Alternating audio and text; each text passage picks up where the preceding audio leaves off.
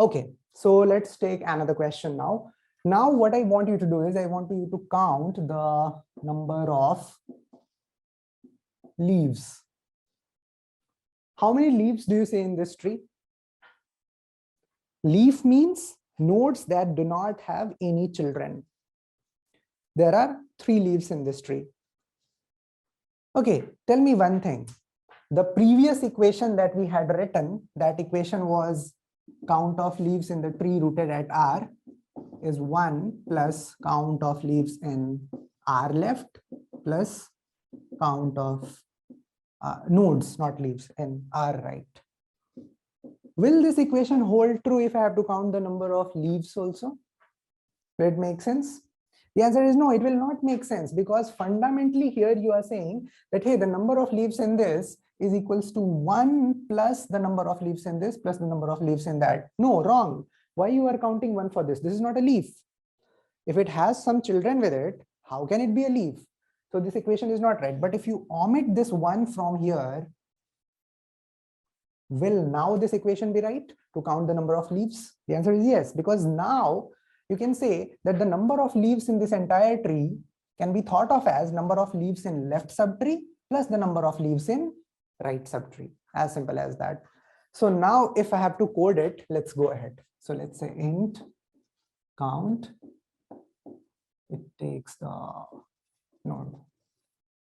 Okay, so I'll keep everything the same. I'll say if root is null. So if root is null, that means you are talking about a subtree which is empty. An empty tree has no nodes, so it has no leaves. So here I'll return 0. And otherwise, for the normal nodes, I'll return the count of leaves in its left subtree, and I'll add to it the count of nodes in the right subtree. Is this code correct according to you? Yes or no? This code is not correct. Just think of it. What will it return when I run this piece of code on this input? See, I have already run another piece of code on this input. I want you guys to run now this new piece of code on this input. See what you get. Okay, see what will happen. Let's keep watching, everyone. I'll erase these things. Okay, see, the flow will be same. From count of 2, you will come to count of 3. From count of 3 to count of 5. From count of 5, you will call count of null. And at null, you are returning 0. You return 0. You return 0. Now, for the normal cases, you are just adding what you get from left and right. From left and right, you got 0. 0 plus 0 will be 0. That you will return. Similarly, from here, you will return 0 plus 0. And again, from here, you will return 0 plus 0. Similarly, from here also, you will just return 0, 0. You are just returning 0 plus 0 plus 0. So eventually, you will only return 0. If this is the code that you write. So what to fix? What is the very, very fundamental mistake that we are doing over here?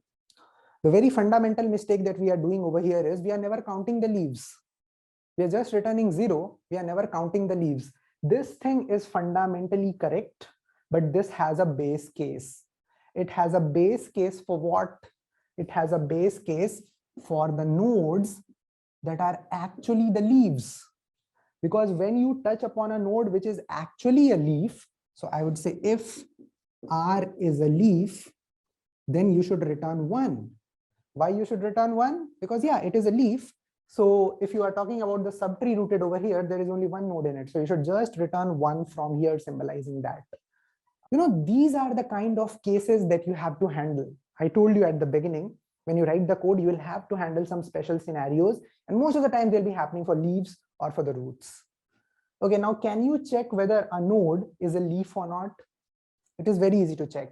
So if this is R, you just have to check if R left is null and if R right is also null, then I can say it is a leaf and then I can return 1 in that scenario. So let me change it. I would say if R left is null and R right is also null, that means R is a leaf, and in the subtree rooted at leaf, there is only 1 leaf. So I'll return 1 from here. Now, is this code correct? It looks like it is correct, but it can still mess up with me. When will it mess up with me? Think about that. So let's take a look. Let's say you are at count of 4. At count of 4, you would make a call to count of null. correct? When you make a call to count of null, what you will do is here you will check for count, you will check for R arrow left. And because your R is null, you will end up getting a null pointer exception. So this code is not null safe. Not null safe means if the past value of R is null, this code can mess up. So you have to take additional handling of the case when your R becomes null. For that, you can add your first condition here. It will be same as the previous condition. If R is null, return 0. Theoretically, it is trying to say that if the subtree is empty, return 0, which is correct. So it will not lead to any wrong output, but what it does is it protects you from null pointer exception. So now this code is perfectly correct.